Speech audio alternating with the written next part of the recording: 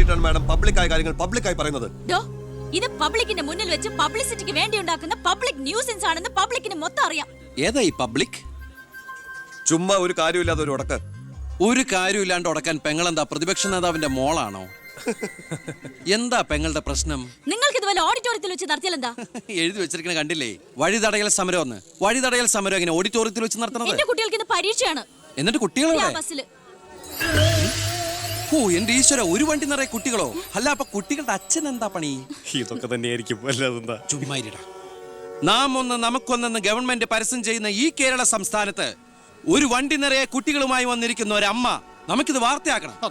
അതെന്റെ സ്കൂളിലെ കുട്ടികളാ. അയ്യോ, അത് ഞാൻ അറിഞ്ഞില്ലട്ടാ. കൊച്ചുകുട്ടികളുടെ ഭാവി തകർത്തിട്ടാവരുത് നാട് നന്നാക്കല്.